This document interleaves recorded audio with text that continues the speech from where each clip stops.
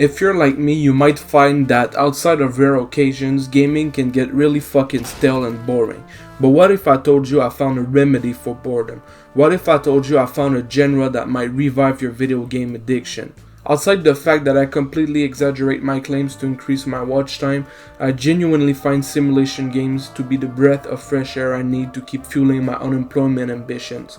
From a Finland simulator made by two alcoholics, to an extremely realistic and stunning plane simulator made by a billion-dollar corporation, there's a lot of games to choose from, and because almost any job or activity has a sim game dedicated to it, choosing which game to buy can be a little bit overwhelming. Do you like farming? There you go, chief. Do you like building PCs? There's a game for that. Maybe you like mowing lawns for some reason. Then try Lawn Mowing Simulator then. Oh, your dream is to be a British carpenter in the 1980s while also being a house rubber as a side hustle? Boy, do I got good news for you, man. You see what I mean? You know how the 34th rule of the internet is if something exists then there's porn of it? Well, for sim games it's like if something exists then surely some random fucking dude decided to make a game dedicated to it. And as you might suspect, the genre is filled with awful game, asset flips, and sometimes even scams. But in this video I'd like to talk about diamonds in the rough. I'd like to talk about games that caught my attention. And one game that I instantly fell in love with is My Summer Car is one of those games that you already know if you're going to like in the first 30 seconds, because the game opens up with one of the most fucked up intros I've ever seen. As soon as you finish writing your name, you're greeted with a POV of the insides of a coochie. I wish I was joking. After you finish crawling out of your in-game mother's bacon sandwich, the camera zooms out to reveal the car, and this car is important because this car is the same piece of shit that you'll find laying in the driveway a couple minutes later. And as you might have guessed, this pile of garbage is going to be your summer car. In other words, it's on you to entirely rebuild it. Now, there's a couple of ways you can choose to build a car. You can either learn how to be a mechanic and spend thousands of hours doing so, or you can do what 99.9% of the people do, which is to watch a step-by-step video on YouTube. There we go. That'll just spring right up just like that. We'll grab the other one as well. Guys, we're gonna make a bit of noise here. Alright, so it's gonna be one. We'll start off with the biggest one, which is a 12mm. But where the game gets challenging is that after spending 5 hours building the car, there's a big chance that your car is either not going to start or it's going to catch fire. And the earlier the mistake was made in the building process, the more time you'll need to spend repairing the car. And if that wasn't fucked up enough, you also need to manage your hunger and thirst meter at the same time, which means that you'll often need to do trips to the grocery store, and that won't be so bad if you wouldn't risk getting killed every time you hit the road.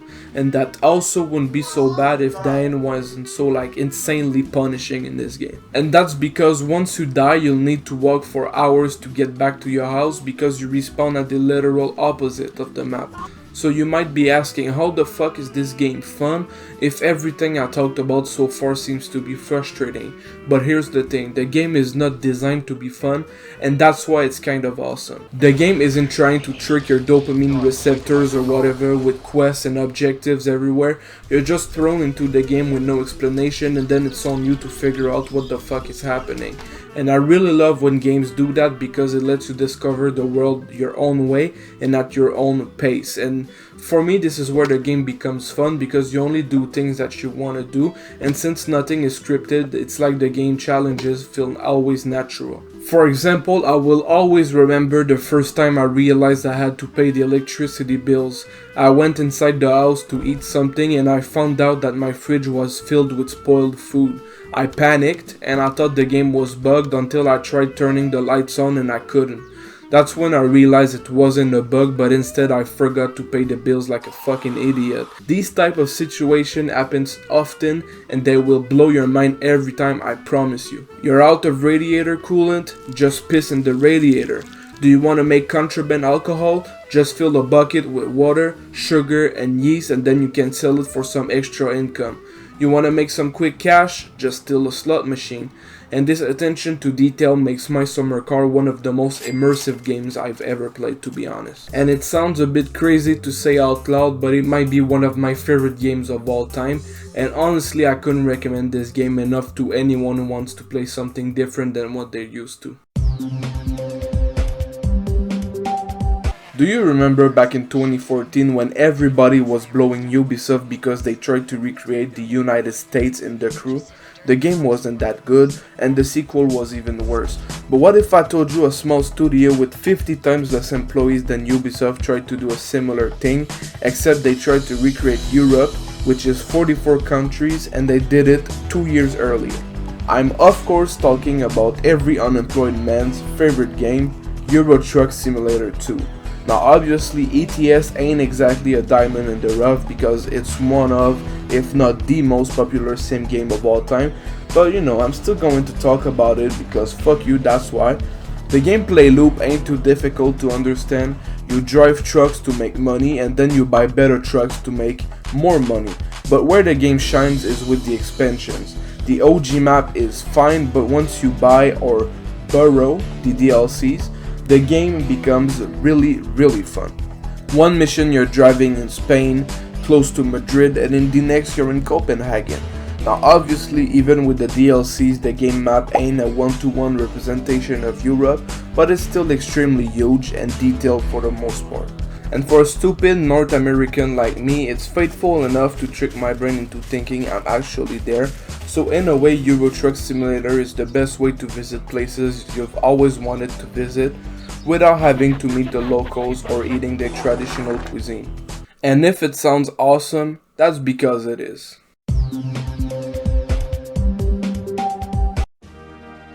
Welcome to Quebec, Canada, the birthplace of the poutine and other culinary war crimes, known for its perfect weather, beautiful girls and charming language.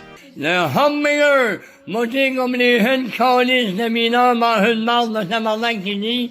Le hamburger, pedofil, yeah. No mere mortal ever dared to make a game set in Quebec until one day one guy decided that managing a sugar shack, growing weed and pimping cars seemed like cool gameplay mechanics, and on that day Bazou was born. On the surface, Bazou just looks like another bootleg My Summer car. They replace beers and sausages with maple syrup and poutine, and they replace Timo with whatever the fuck this is. But it's once you start to dig deeper into the game that you realize the game is 50% Pimp My Ride Simulator and 50% an entrepreneur simulator. Let me explain. Once you start the game, you quickly understand that you got no money and that your only possessions are a beat up car and a mobile home with no electricity. So naturally the next logical step is to try to make some money. The first thing you can do is to become a delivery driver. It's good because it requires no upfront cost, but it pays like shit and you can only work at certain hours. To compensate for that, the next step is to sell some weed on the side. It takes a long time to grow, but you'll easily double your income. After you made a bit of money doing that, you can buy a chainsaw and a woodcutter to then sell firewood to your neighbor. Congratulations, you officially have a job that don't pay you like a slave. But if you really want to satisfy your greedy capitalist urges, the next big step is the sugar shack. It will cost some money for the equipment, but once that's done, it's one of the most profitable things in the game. But let's say you really like selling weed. No problem, you can buy an underground bunker and then sell wholesale instead of to peasants. And there you go. You've built a maple syrup empire and you became a drug lord. But you might be asking, wasn't this game supposed to be about cars? And that's where the game shines, because everything I talked about represent only a portion of what you can do in this game. I didn't talk about the extensive customization options, the multiple cars you can own, the night races, or the awesome modding scene. And overall, if you ever felt like My Summer Car was a bit too hardcore for you, Bazou is by far the next best thing. So there you go. I hope that I was able to revive your crippling video game addiction with the games I presented. And yeah, this is the awkward part of the video where I'm too dumb to end it properly, so Too many suckers and not enough time. I shoot to kill. I put your baby mama on the pill. Not for real. Chopper season bringing real shit back. I'm sick of niggas singing songs. I bring them history back. And yo, public enemy #1. I'm trying to bust my